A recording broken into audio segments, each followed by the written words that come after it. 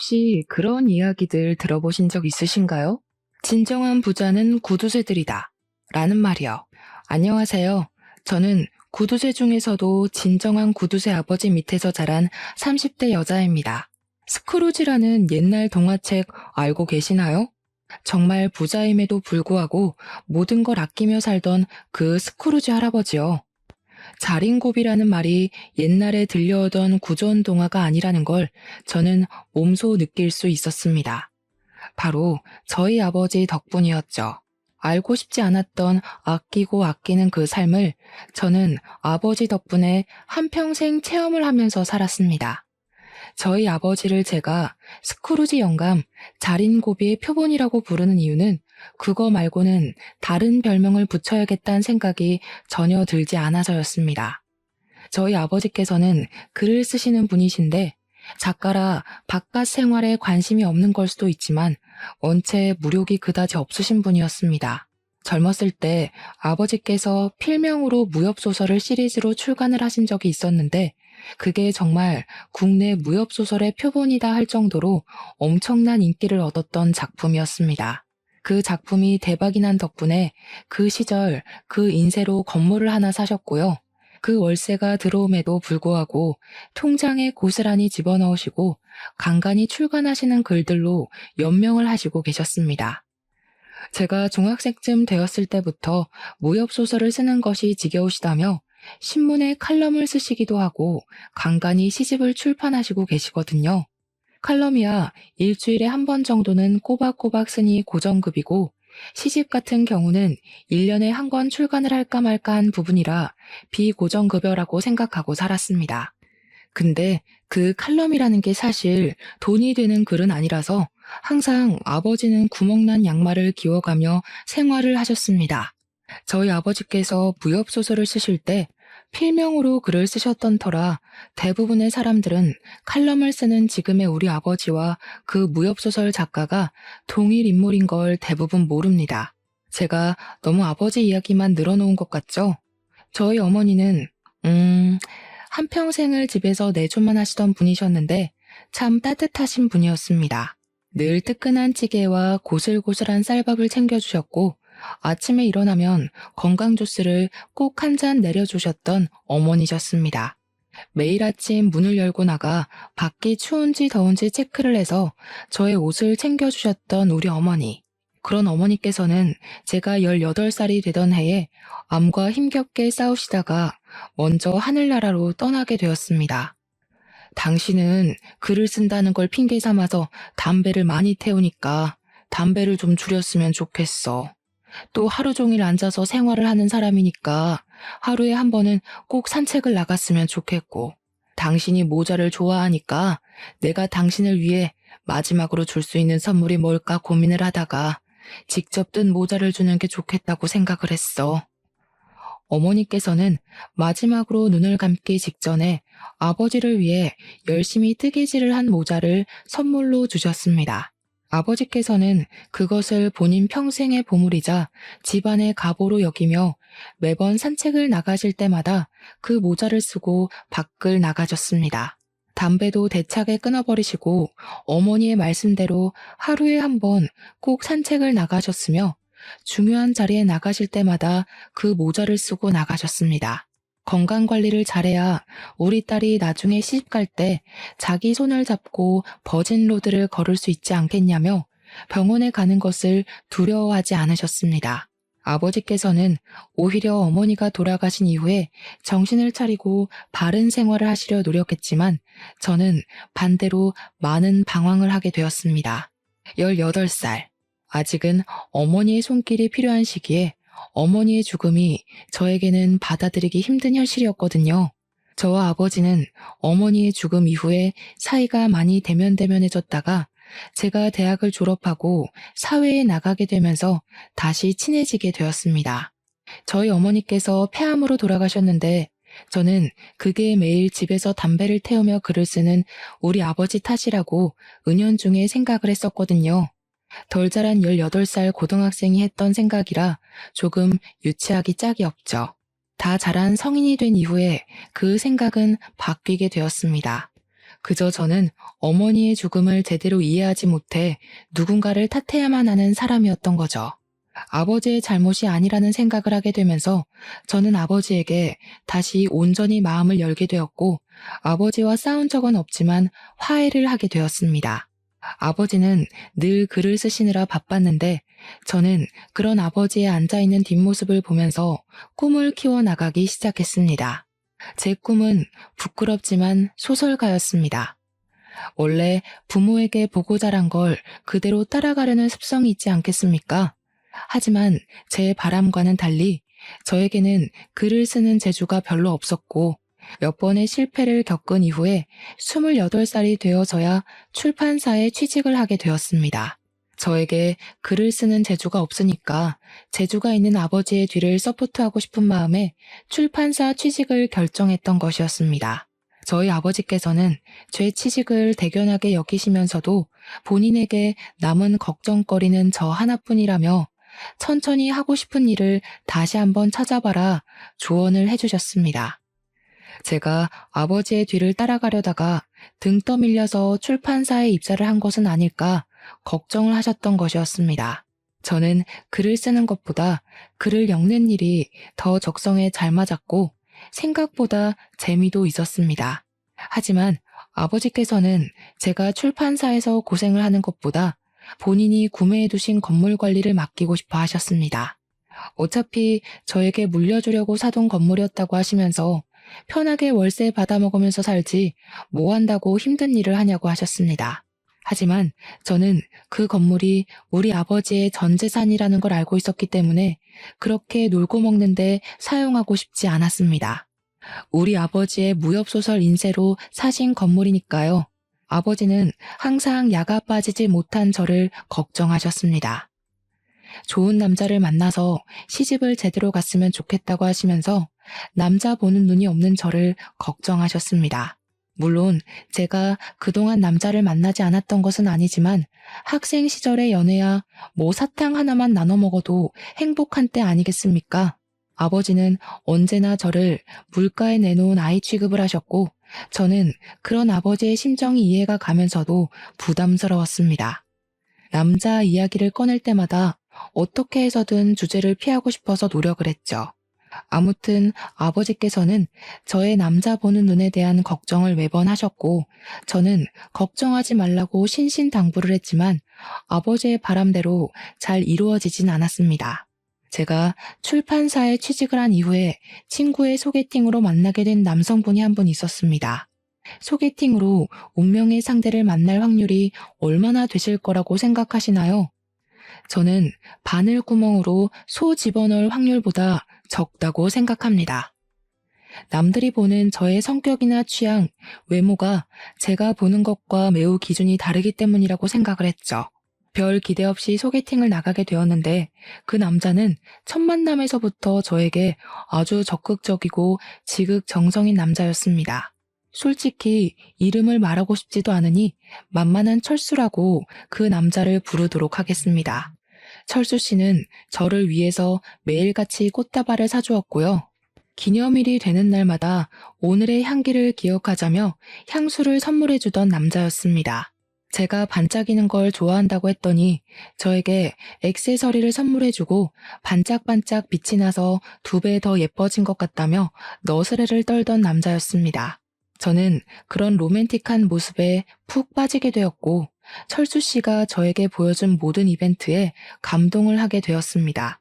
저를 위해서 간이고 쓸개고 전부 빼다 줄 것처럼 굴었던 철수 씨에게는 딱 한 가지 아주 큰 단점이 하나 있었습니다. 그것은 바로 연인 간에 제일 지켜야 할 선을 지키지 않는다는 것이었습니다. 처음에는 제 잔소리 때문에 챙기던 것을 시간이 지나고 저희가 오랜 시간 만날수록 챙기질 않더라고요. 그건 바로 다름 아닌 피임기구였습니다. 시간이 갈수록 어차피 나랑 결혼할 거 아니야? 오늘 안전한 날 아니야? 오늘 하루만 없는 거야. 다음에 챙길게. 하는 식으로 무지한 사람처럼 굴었습니다. 저에게 아이가 생기면 바로 결혼하자고 하면서 제가 원하지 않는 관계를 발전시키려고 철없이 굴었습니다. 저는 철수 씨와 결혼을 생각해 본 적 없었고 나이가 결혼 정년기에 훨씬 미치지 못한다고 생각했기에 제 커리어를 우선으로 생각하고 싶었습니다. 제가 철수 씨에게 한 번만 더 피임을 소홀히 하면 더 이상 만나지 않겠다, 헤어져야 할 것 같다고 이야기를 하며 엄포를 놓았습니다. 그랬더니 저한테 자기한테 그렇게 믿음이 없을 수가 있냐면서 우리에게 아이가 생긴다면 축복받을 일 아니냐고 딴소리를 하더라고요. 내가 아이를 원하지 않는다고, 당장 결혼할 생각이 없다고, 저는 제 커리어가 우선이지 결혼에 발목 끼고 싶지 않다고 했습니다. 출판사에 입사해서 일에 재미를 붙이고 있었고 언젠가 아버지의 책을 제가 담당해서 엮고 싶었기 때문에 그 꿈을 가지고 노력하는 중이었으니까요. 제 노력은 하나도 생각하지 않고 계속 결혼해 아이 타령을 하니 당연히 제가 질릴 수밖에 없지 않겠습니까? 저는 죽어도 지금 당장 결혼할 마음이 없으니 알아서 피임을 챙기지 않을 거면 우리도 여기까지 하자고 다시 한번 말했습니다. 알고 보니까 소개팅 주선자가 철수 씨한테 우리 집에 건물이 하나 있다는 걸 언지를 해뒀더라고요. 출판사에서 일해봐야 얼마나 벌겠어. 당신 집에 건물 있다며. 그거 월세 받는 게 훨씬 더 돈 되지 않아? 나도 나중에 가게나 한번 차려보고 싶었는데 당신 집 건물에서 가게 영업도 하고 그러면 얼마나 좋겠냐고. 나도 셔터맨 좀 해보자. 이 지긋지긋한 회사에서 벗어나고 싶다고. 알고 보니 저희 집 그 건물이 탐이 나서 저와 결혼을 하려고 애를 쓰고 있었던 것이었습니다. 변변치 않은 직장 생활을 하면서 건물주와 결혼을 하고 싶다며 노래를 불렀고 그걸 들은 철수 씨의 회사 동료였던 제 친구가 소개팅 자리를 연결해줬던 것이었습니다. 저는 꿈에도 모르고 있다가 자꾸 저와 결혼 노래를 부르는 철수 씨의 입에서 모든 이야기를 듣게 되었고 충격에 휩싸이게 되었습니다. 저에게 무슨 소리까지 했냐면요. 여자 나이 30이 지나면 패급이라고 자기가 결혼하자고 할 때 결혼을 해야 한다는 충고까지 들었습니다. 어떻게 사람 입에서 패급이니 뭐니 그딴 이야기를 할 수 있는지 기가 막혀서 제가 다시 한번 말해보라고 화를 냈죠. 나는 철수 씨랑 결혼 안 해도 잘 먹고 잘 살 수 있거든? 그러니까 우리 그냥 이쯤에서 헤어지자. 건물 하나 있다고 아주 고개 빳빳하게 두네? 쥐뿔도 없는 게. 건물이 하나씩이나 있는데 어떻게 쥐뿔도 없는 거야? 그러는 당신은 가진 게 뭐가 있는데? 저한테 자기가 비싼 취급해줄 때 결혼을 하자고 매달리길래 정강이를 발로 뻥 차주었습니다. 아프다고 주저앉아서 낑낑거리는데 어찌나 개 같던지. 2번 다시는 찾아오지도 말고 연락도 하지 말라고 화를 내고는 집으로 돌아왔습니다. 당연히 돌아온 이후에는 소개팅을 주선해준 친구와도 한바탕 싸움이 났고요.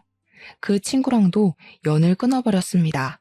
나중에 전해 들었는데 철수 씨는 저랑 헤어진 이후에도 건물주 여자를 찾는다고 온 동네방네 소문을 내고 다닌다네요. 그렇게 철수 씨와 헤어진 다음에 만난 2번째 남자친구는 말입니다. 이놈도 길게 이야기하고 싶지 않으니 이름은 민수라고 하겠습니다.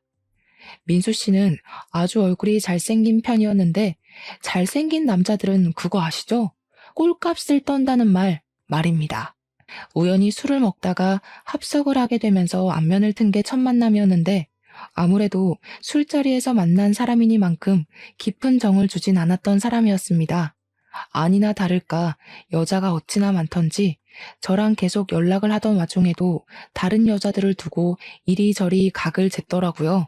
다른 여자와의 연락이 끊이질 않고 어장 관리를 얼마나 잘한 건지 거의 아쿠아리움 수준으로 했어요. 저에게는 달콤하게 꿀바른 말투로 저밖에 없다. 난 늘 너 생각만 한다. 하면서 제 생일 선물로 뭘 줬는지 아십니까? 제가 진짜 차마 제 입으로 말하기가 부끄러워서 딱 한 번 인터넷에 댓글로 달았던 게 전부인데 글쎄 다이소에서 파는 인형을 주는 겁니다. 전 남자친구에게 받았던 선물 중에 제일 최악이 뭐야? 베스트 댓글에 올라간 댓글이 바로 제 댓글이었습니다. 다이소에서 파는 3,000원짜리 인형. 그게 제 30살 생일 선물이었습니다. 더 어이가 없는 건 제 생일 선물로는 3,000원짜리 인형을 줘놓고 지 생일 선물로는 명품 지갑을 사달라고 조르는 아주 제비 같은 놈이었다는 겁니다. 당연히 저는 무슨 말도 안 되는 소리냐고, 나한테는 인형을 선물로 줘놓고 명품 지갑을 사달라는 게 말이 되냐고 화를 냈었습니다. 그랬더니 저한테 다이소에서 산 인형이 아니라 미국에 있는 친구에게 부탁해서 무려 비행기를 건너서 온 선물이라고 되려 방방 뛰더라고요. 미국의 무슨 유명한 편집숍에서 가지고 온 인형인데 어떻게 다이소 따위랑 비교를 할 수 있냐고요. 제가 어이가 없어서 민수 씨를 데리고 다이소에 직접 가서 그 인형을 들이밀었더니 그제야 겸연쩍게 웃으면서 어떻게 알았지? 미안해 하더라고요. 한 번만 봐달라고 자기가 뭐라더라? 암튼 투자를 잘못해서 하필 돈이 없을 때 제 생일이었다고 변명을 하더라고요. 생일 선물로 다이소 인형을 받고 헤어졌다고 하기엔 저도 자존심이 좀 있어서 딱 한 번만 넘어가 주기로 했었습니다. 그런데 그 뒤로 저한테 이거 사달라 저거 사달라 아주 본색을 드러내더라고요. 남자친구한테 이거 하나 못 해주냐고 쪼잔하다는 식으로 말을 하는데 제가 왜 그걸 참고 있겠습니까? 당장 헤어지자고, 나는 너한테 이런 거 저런 거 선물해주는 사람이 아니고 물주도 아니다. 다른 여자한테 가서 구걸해라 했습니다. 깔끔하게 정리를 했다고 생각을 했는데 글쎄 SNS에다가 저를 아주 나쁜 년으로 몰아넣는 듯한 글을 썼더라고요. 깊게 만나던 여자에게 가지고 싶은 물건이 있어서 사달라고 했더니 나한테 거지라고 했다. 다른 여자한테 가서 구걸을 하라던 그녀. 그녀는 정말로 나를 사랑했던 게 맞을까? 이런 글을 써둬서 제가 기가 막혀서 콧물이 흐를 지경이었습니다. 그러더니 저에게 따로 연락이 와서는 저랑 만나면서 돈을 얼마나 썼는지 아냐고 돈돈 타령을 하더라고요. 그 소리 듣는 게 짜증나서 얼마 썼는지 일목요연하게 정리를 해서 보여주면 정산을 해주겠다고 이야기를 했습니다. 6개월을 만났는데 만나면서 저를 위해서 썼던 돈이 고작 112만 원이더라고요. 물론 제가 쓴 돈을 빼면 반의 반도 안 될 것 같았습니다만 거지 새끼가 계속해서 돈 타령을 하는데 제가 그 돈 못 줄 건 아니라는 생각이 들었습니다. 일주일에 한 번은 꼭 만난 것 같은데 고작 112만 원이 뭔가 싶긴 했죠. 계산을 해보니까 한 번 만날 때 4만 원도 안 쓴 것 같더라고요. 그래서 정확히 56만 원을 송금하면서 민수 씨의 112만 원어치의 사랑 아주 기가 막히게 잘 받았다고 비꼬며 연락을 했습니다. 더 웃긴 건 뭐냐면요. 헤어지면서 쓴 돈을 정산해서 반뚝 잘라보낸 게 저밖에 없었나 보더라고요. 아무래도 자기가 진국을 못 알아본 것 같다고 매달리더라고요. 다시 만나면 정말 잘해줄 수 있다. 다이소 인형이 아니라 명품 가방을 사주겠다며 저를 아주 속물 취급을 하더라고요. 며칠을 조르는데 귀찮아서 대답도 안 해줬더니 저한테 빼빼로데이라면서 빼빼로 한 개를 덜렁 기프티콘으로 보내더라고요. 하필이면 제가 편의점을 지나고 있었고 때마침 빼빼로 기프티콘이 도착했고 저는 입이 심심해서 그걸 바꿔 먹었습니다. 그러면 안 되는 거였는데 후에는 이미 늦었죠. 제가 바꿔 먹은 걸 알았는지 저한테 다음 주에 자기 생일이라면서 명품 키홀더를 가지고 싶다고 링크를 보내더라고요.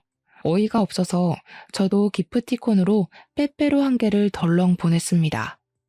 우리 반반 정리하기로 했던 거 내가 잠시 까먹었지 뭐야.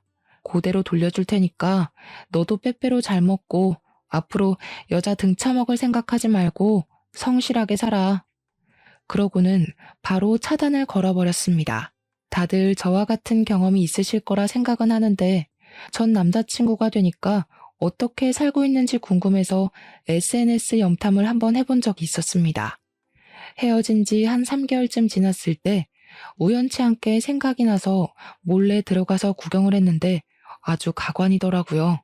저랑 헤어지고 나서는 정말 이 여자 저 여자 다 만나고 다녔던 건지 댓글에 너 만난 이후에 성병에 걸렸다부터 시작해서 임신한 것 같다고 연락 한 번만 주라는 댓글도 있더라고요. 더 충격적인 건 그 댓글들을 단 사람들이 전부 다른 사람이라는 것이었습니다. 진짜 저는 잘생긴 남자는 만나는 게 아니다 하는 생각을 가지게 되었죠. 그 뒤로 한 2년 정도는 남자라면 치가 떨려서 만날 생각은커녕 연결고리조차 가지지 않은 상태로 지내다가 종합 선물 세트 같은 남자를 한 명 만나게 되었습니다. 제 나이 33살에 만난 남자였는데 정말 종합 선물 세트라는 수식어 말고는 다른 말이 떠오르지 않는 사람이네요. 도대체 대한민국에 살고 있는 멀쩡한 남자들은 누가 다 채간 겁니까? 제 몫의 남자는 왜 한 명도 없는 건지. 이 남자 또한 이름을 불러주고 싶지 않으니 영수라고 부르겠습니다.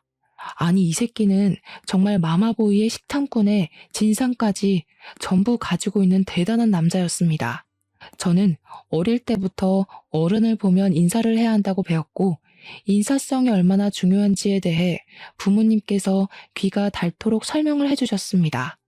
그래서 서비스업에 종사하시는 분들을 보면 공손하게 말을 하고 하대하지 않기 위해 노력을 하는 타입이었습니다. 식당에서 종업원이 뭘 가져다 준다거나 하면 감사합니다 하고 인사를 하고 택시를 탈 때에도 안녕하세요 하고 목적지를 말하는 편이었습니다. 그런 건 사실 기본적인 예의라고 볼 수 있는 거 아니겠습니까? 더불어 사는 사회인데 삭막하게 예의 없게 굴 필요는 없는 거잖아요. 제가 영수 씨와 함께 택시를 타고 이동을 하고 내릴 때 감사합니다 하고 내리니까 저를 짝 째려보면서 이야기를 하더군요. 자기 돈 내고 타는 건데 뭐가 감사해? 택시비 내가 냈으니까 나한테 감사합니다 해야 되는 거 아니야? 택시기사는 저게 직업이잖아. 당연히 자기가 해야 할 일을 했는데 왜 감사하다는 소리를 들어야 해? 너 왜 이렇게 해퍼? 해퍼? 어떻게 그런 소리를 나한테 할 수가 있어?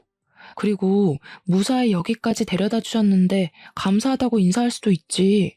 사람이 뭐 하나하나 그렇게 따져가면서 인사를 하고 그래?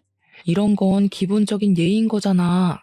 그게 내 여자친구가 외간 남자한테 끼 부리듯이 이야기를 하니까 문제인 거지. 아저씨한테 왜 끼를 부리고 그러냐? 짜증나네. 하면서 저한테 괜히 말도 안 되는 트집을 잡는 게 아니겠습니까? 도대체 어른에게 인사를 한 게 왜 끼를 부리는 건지. 그리고 택시기사 아저씨 나이가 저희 아버지 연배는 되어 보였는데 그런 사람을 두고 제가 끼를 부렸다고 이야기하는 것 자체가 너무나도 기분이 나빴습니다. 저를 마치 저질스러운 사람으로 보는 듯 했고요. 게다가 음식점에 가서도 똑같은 짓을 하고 있더라고요. 제가 계산하고 나오면서 잘 먹었습니다 하면서 나오니까 똑같은 시비를 또 거는 겁니다. 자기 돈 주고 먹은 건데 저 사람이 공짜로 뭐 준 것도 하나 없는데 왜 잘 먹었다고 이야기를 하냐고요. 매번 도돌이표로 반복되는 시비에 저는 점점 지쳐갔고 인사 하나에도 의미를 두는 행동에 때리고 싶은 충동도 일어났습니다. 하지만 다른 문제가 또 있었습니다.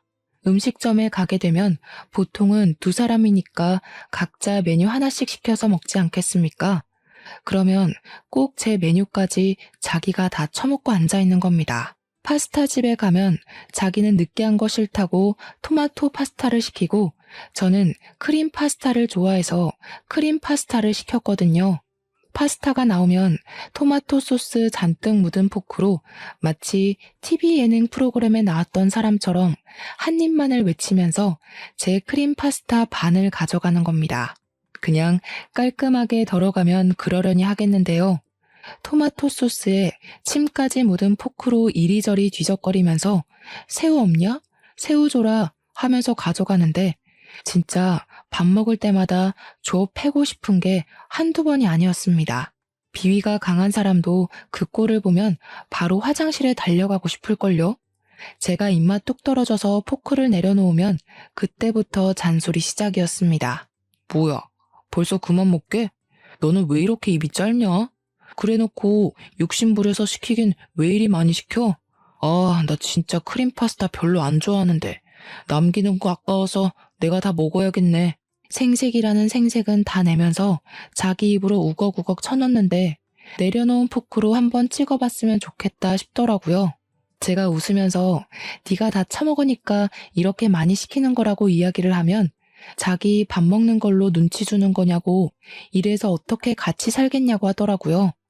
도대체 누가 할 소리를. 거기다가 밥값을 자기가 내냐고요. 요즘 현대사회는 무조건 반반이라면서 더치페이 하자고 하는 겁니다. 나중에는 제 입으로 들어가는 그 한 입까지 아까운지 저한테 데이트 통장을 만들어서 사용하자고 하더라고요. 제 나이 33살. 도대체 남자친구한테 얻어먹기는커녕 돈을 더 쓰고 있는 느낌이니 못 견디겠더라고요. 대차게 헤어지자고 했더니 저한테 죽어도 안 될 말이라고 하더라고요. 우리 엄마가 그러는데 너랑 나랑 궁합이 진짜 좋대. 그래서 너랑 결혼을 해야 내가 잘 된다더라. 나랑 궁합을 언제 봤는데? 그리고 당신 내 생일도 모르잖아. 왜 몰라? 당연히 알지. 내가 지난번에 네 주민등록증 가방 뒤져서 봤어. 왜 남의 허락도 받지 않고 가방을 함부로 뒤져서 봐? 장난해? 아니, 우리 엄마가 궁합 봐야 한다고 네 생년월일 알아오라고 하잖아. 진짜 용한 무당이래. 너랑 나랑 궁합이 최고라고 절대 헤어지지 말라고 했어. 우리 엄마 눈에 드는 게 보통 까다로운 일이 아닌데 말이야. 네가 사주팔자 잘 들고 태어나서 떡하니 통과 아니냐. 야, 너는 그냥 너네 엄마랑 평생 살아. 당연히 우리 엄마랑 평생 살아야지. 나는 결혼하고 나서도 당연히 우리 엄마 모시고 살 거야. 자기가 이해해줄 거라고 생각했어. 너의 엄마와 너의 인생 계획에 도대체 나는 왜 끼어넣니? 나는 앞으로 평생 빼주라. 그러고는 뒤도 돌아보지 않고 나와서 차단을 걸어버렸습니다. 궁합 타령에 엄마 타령까지. 진짜 종합 선물 세트 말고는 다른 말로 설명이 안 된다는 말 공감하시겠죠? 제가 번번이 연애에서 실패를 하고 있으니까 저희 아버지의 주름이 깊게 패는 것은 물론이고 걱정도 엄청나게 하시더라고요. 저한테 진짜 진지하게 관상학이라도 배우는 게 어떠냐고, 어떻게 만나는 인간마다 그럴 수가 있냐고 하시더라고요. 책을 한 권 던지시면서 관상을 배우면 도움이 많이 된다더라 하시는데 제가 죄송스럽기도 하고 부끄럽기도 하고 참 할 말이 없더라고요. 그렇게 회사에 뼈를 묻자는 마음으로 일을 하는데 저희 출판사 부장님이 넌지시 저를 부르더니 소개팅 한번 해볼래? 하시더라고요. 당연히 저는 웃으면서 아니요 싫습니다 하면서 딱 잘라 거절을 했습니다. 부장님께서 의아하게 쳐다보시길래 제가 관상 배우고 나면 그때 소개팅을 시켜달라고 부탁을 드렸습니다. 관상은 왜 배우냐고 물어보셔서 사실은 만나는 남자마다 하나같이 하자가 있는 놈들이라 관상 좀 보고 만나려고 한다고 이야기를 했습니다. 그러니까 부장님께서 저한테 껄껄 웃으시면서 이 사람은 자기가 보증하는 사람이라고 이야기를 하시더라고요. 부장님이 보증을 하신다고 하니까 이상하게 더 못 믿겠는 마음이 드는 거 공감해 주시려나요? 원래 남자가 말하는 좋은 남자만큼 나쁜 남자도 없다고 하잖아요. 그래서 웃어넘기고 말았는데 그날 이후로 부장님이 계속 한 번만 만나보라고 말씀을 하시더라고요. 사람이 진짜 진국이라고, 저도 본인이 무척이나 아끼는 사원이니까 둘이 만나봤으면 좋겠다고, 너무 잘 어울릴 것 같다고 말입니다. 하필 부장님께서 직접 주선하시는 자리이다 보니까 제가 거절을 하기가 좀 애매하더라고요. 한 번, 두 번이면 괜찮은데 얼굴을 마주할 때마다 그 소리를 하시니까 결국 저도 한 번만 만나보겠다고, 아니면 바로 도망칠 거라고 이야기를 했습니다. 솔직히 연이은 실패로 인해서 대충 자리만 때우다가 나와야지 하는 마음으로 기대감도 없이 나갔습니다. 근데 첫인상이 너무 좋으신 분이 앉아있는 거 아니겠습니까? 제가 그동안 만났던 사람 중에 도를 아십니까 하는 사람만 없어서 긴장감을 늦추지 않았습니다. 키도 크고 생긴 것도 나름 멀쩡하고 같이 걸어 다녔을 때 쪽팔리지 않을 것 같은 사람이었는데 옷 입는 센스가 참 좋았습니다. 혹시 패션 쪽에서 일을 하시나 싶어서 직업을 물어보니까 소아과 의사라고 하더라고요. 그게 참 의외였습니다. 사실 생긴 건 공부 잘하게 생기진 않았었거든요. 거기다가 애들을 좋아하는 소아과 의사라고 하니까요. 제가 놀래서 소아과 의사요? 하니까 그분이 웃으면서 자기가 애들을 좋아해서 수학과로 갔다고 하시더라고요. 제가 공부를 꽤 잘해서 성적 맞춰서 의대에 가긴 했는데 수학과가 제일 마음에 남더라고요. 요즘 애 낳는 사람들이 별로 없어서 인기가 있는 과는 아니지만 어딘가에 아이가 한 명이라도 있으면 제가 살려야 하지 않을까 하는 사명감이 들었습니다. 지금은 동네에서 작게 수학과를 하고 있는데 나름 유명해져서 그런지 환우들이 조금 있어요. 저는 진중한 그의 말에 푹 빠져들게 되었습니다. 아이 좋아하는 사람치고 나쁜 사람 없다고 하지 않겠습니까? 동네 아이들이 많은 건 아니라 늘 손님이 많은 건 아니지만 먹고 살 만큼은 있다고 하더라고요. 건물주를 잘 만나서 그런 건지 몇 년 동안 월세도 동결되어 있고 해서 부족하지는 않다고 하는데 그때 처음으로 알았습니다. 의사라고 전부 떼돈을 버는 건 아니구나. 사명감을 가지고 일을 하는 사람도 많구나 하는 것을 말입니다.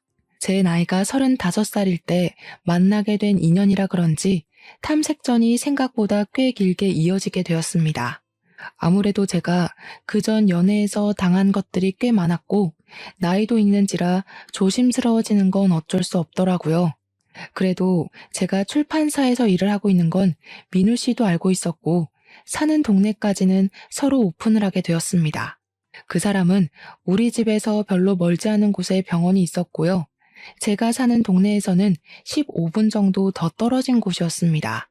민우 씨의 병원 근처에 저희 아버지 소유의 건물이 있었는데 그런 것까지는 일부러 오픈을 하진 않았습니다. 사실 이 사람이 또 어떤 폭탄일지 모른다는 두려움이 있었거든요. 민우 씨와 저희 집 거리가 차로 20분 정도 되었는데 그래서인지 퇴근하고 나서도 가끔 만나서 밥을 먹거나 차를 한 잔 마시기도 했습니다. 민우 씨는 술이 잘 안 받는 체질이라면서 술은 절대로 입에 대지 않는다고 하더라고요. 그 부분이 참 마음에 들었습니다.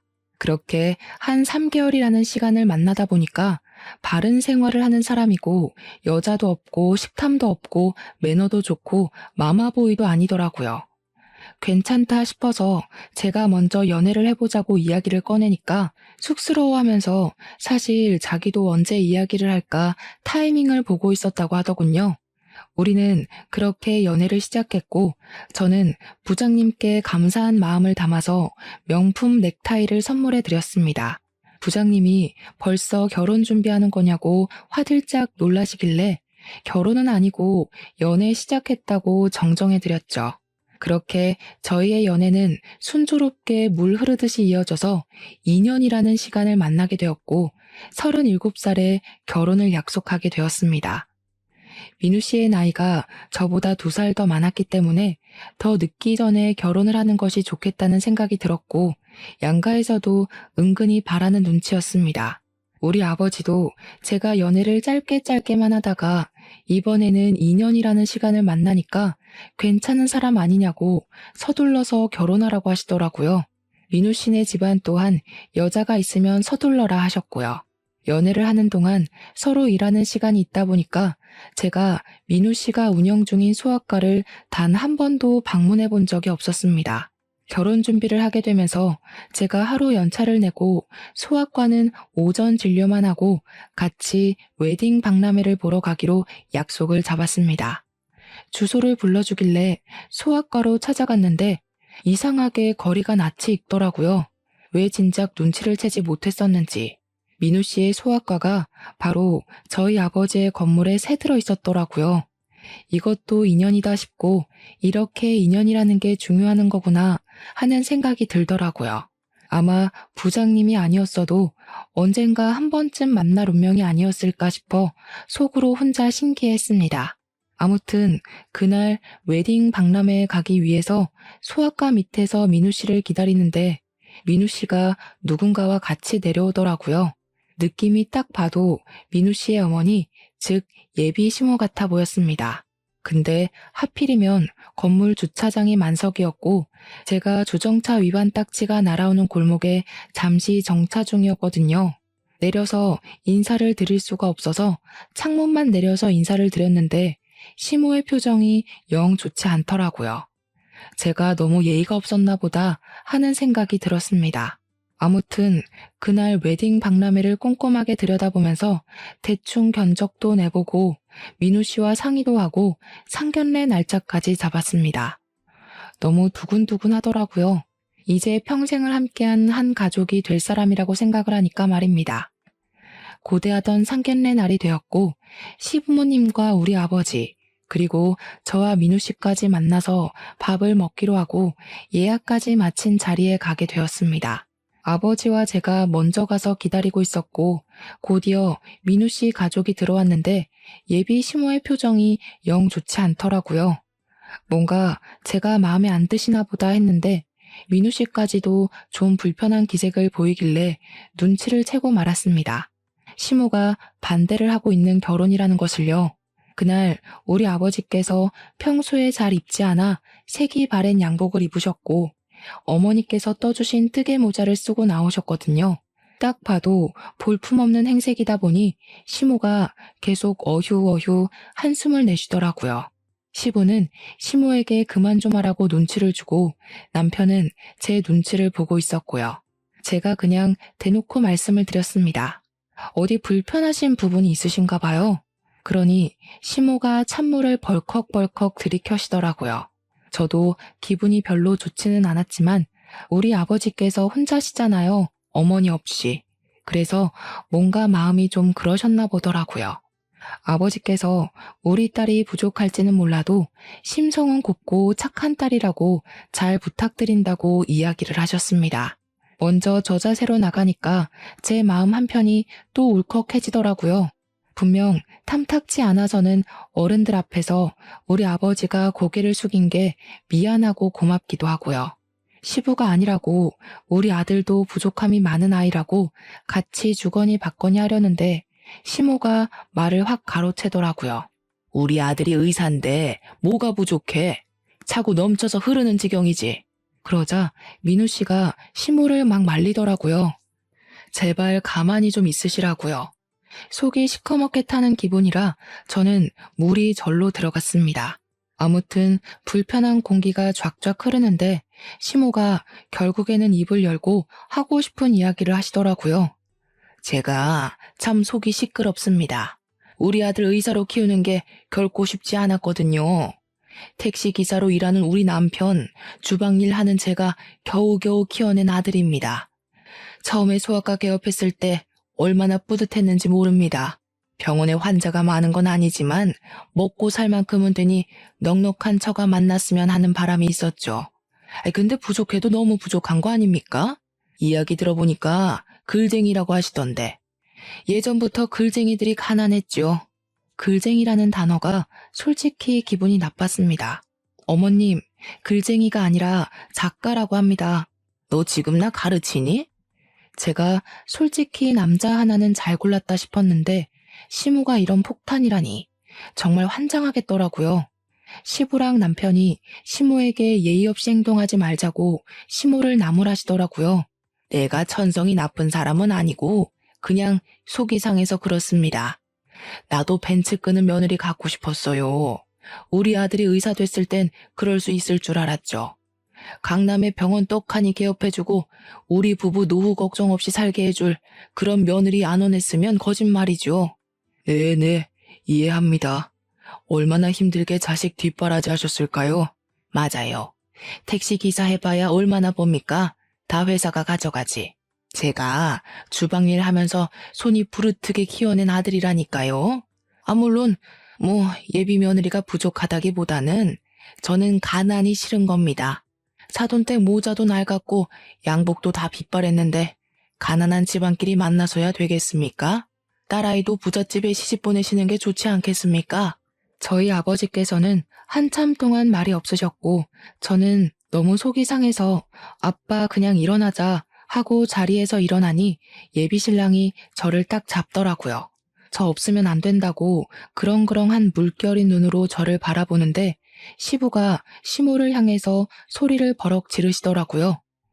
둘이 좋아서 결혼하겠다는 게 집안이 가난한 게 뭐가 어때서? 당신은 나랑 결혼할 때 그런 걱정 안 하고 결혼했어? 우리도 땡전 한 푼 없이 반자해서 시작했잖아. 그래서 우리가 얼마나 고생했어. 우리 아들, 딸 고생 안 시키겠다는 게 죄야? 서로 돈 많은 집안 찾아가면 아무 걱정 없잖아. 그 말을 듣는데 시모가 절 싫어해서 이렇게 반대를 하는 건 아니구나 하는 생각이 들었습니다. 처음에 저를 보고 불편한 표정을 지었던 것도 제 차가 오래된 국산차라서 그런 거였더라고요. 참 속물인 것 같으면서도 실속은 챙기지 못하는 속물이구나 싶었습니다. 근데 그때 저희 아버지가 그러시더라고요. 자네가 지금 새 들어있는 그 건물 말일세. 월세가 몇 년간 동결이었지? 지금 제가 개업한 지 6년 차인데 6년 동안 월세가 오른 적이 없습니다. 내가 그 월세를 좀 올려받으면 우리 집 살림이 넉넉해질 텐데. 그러자 시모가 저희 아버지를 빤히 보더라고요. 제가 그 건물 월세를 지금 시세에만 맞춰도 우리 딸 벤츠도 사줄 수 있습니다. 물론 월세를 올리지 않아도 제 인세면 사줄 수 있긴 하지만 우리 딸이 직장인인데 벤츠 끌고 다니면 부담스럽겠죠. 유지하는데 돈이 많이 들 거고요. 딸이 싫다고 할 게 뻔해서 안 해주는 겁니다. 제가 지금은 시집이나 쓰고 칼럼이나 끼적이긴 하지만 소시적에 잘 나가는 무협소설가였습니다. 필명이 심쪽이었는데 아시는지요? 그러자 시부가 그게 사실이냐고 자기가 정권을 소장하고 있다면서 호들갑을 떨었고 시모도 얼떨떨해 하셨습니다. 요즘은 이북이라고 해서 휴대폰으로도 볼 수가 있습니다. 덕분에 재출간이 되면서 인세도 섭섭지 않게 들어오지요. 그 건물도 인세로 구매한 건물입니다.